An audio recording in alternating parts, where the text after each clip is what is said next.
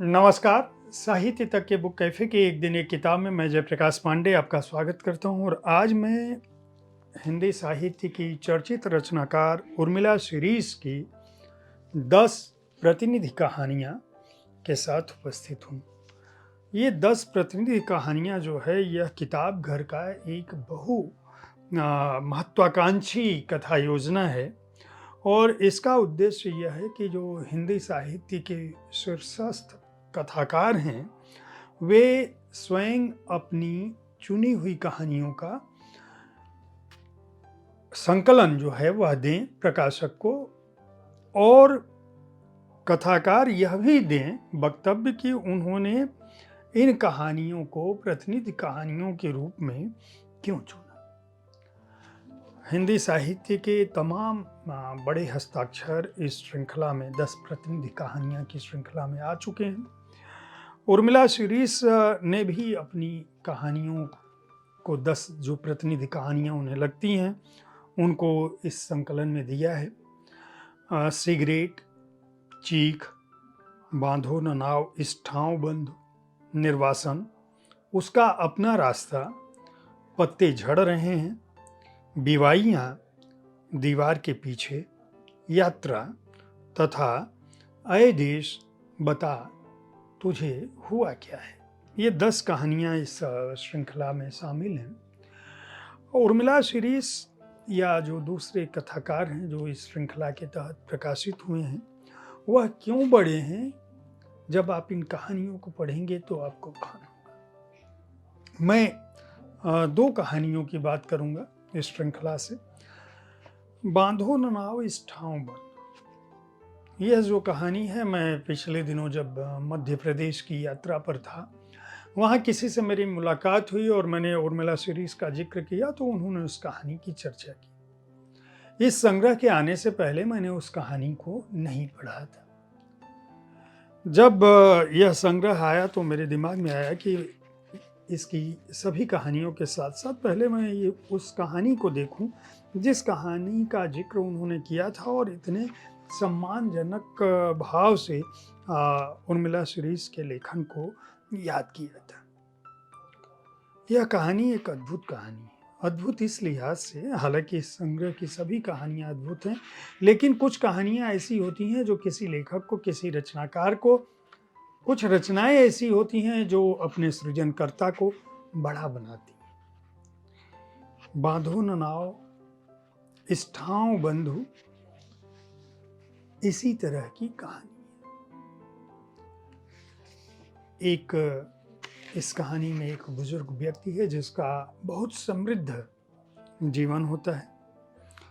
वह जब मर चुका होता है तो उसके मृत शरीर को देखते हुए जो उसका युवा बेटा है, बड़ा बेटा है, वह अतीत में चला जाता है, सोचने लगता है और अपने पिता के जीवन को एक तरह से स्मरणों में याद करता है और वह कहता है कि पिताजी, आपने क्या इसी समय के लिए आज आप जमीन पर पड़े हो, इस स्थिति में हो, इतना लड़ाइयाँ लड़ी, इतने संघर्ष किए, इतना कुछ जीवन में आपने हासिल किया। और वह याद करता है अपने बचपन से पिता किस तरह से उन्होंने एक बड़ा साम्राज्य, समृद्ध साम्राज्य स्थापित किया, बहुत सारे मकान बनाए, जो बच्चे थे, परिवार था, उनको सबको स्थापित किया और जब सेवानिवृत्त की उम्र आई तो उन्होंने अपने को रिटायर भी कर लिया। कुछ समय तक घर में रहे और फिर माँ से जो है जिस तरह से विवाद होने लगा, थोड़ा बहुत जो घर में रहने पर होता है,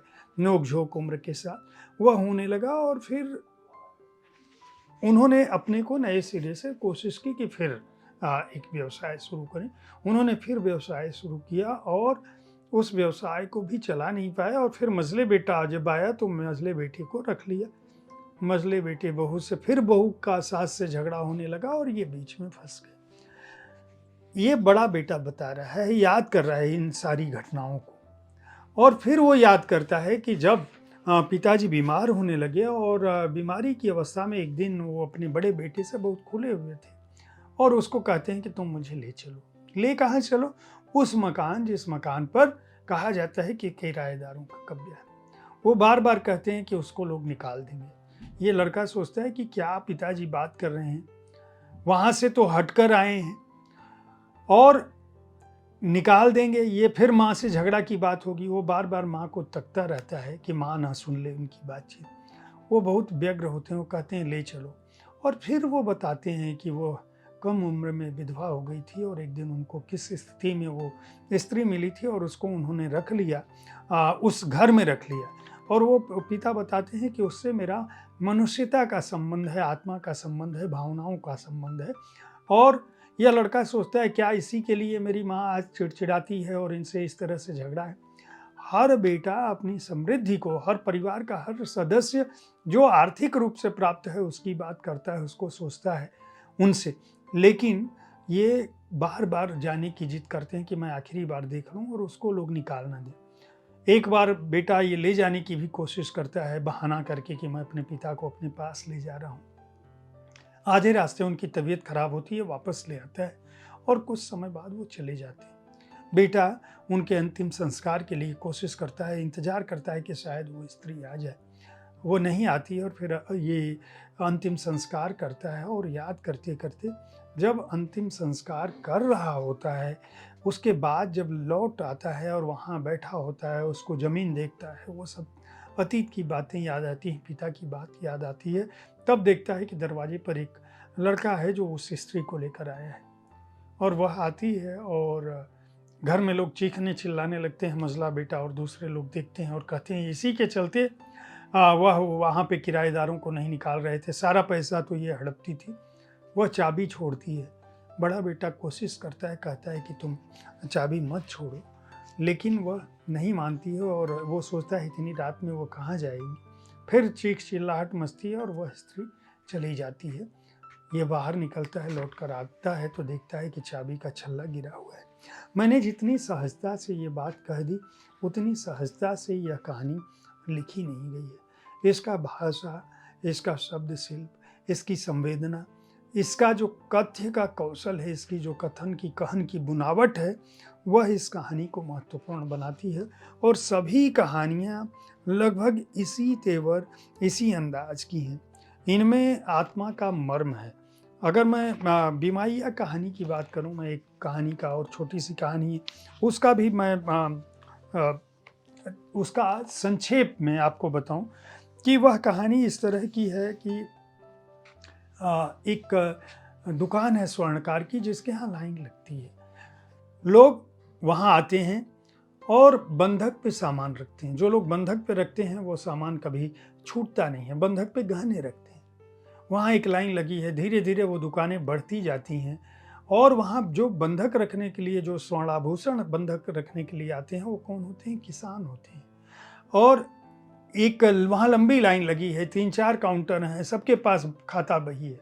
ये जो इस कथा को लिखने वाला है वो देख रहा है, एक किसान आता है, वो अपना सारा पोटली खोल देता है, 3000 रुपये मांगता है। क्यों? क्योंकि अगर फसल नहीं होगी तो उसका खेत नीलाम होगा, उसकी उपज नहीं होगी, जो कर्ज लिया है बैंक का चुका नहीं पाएगा।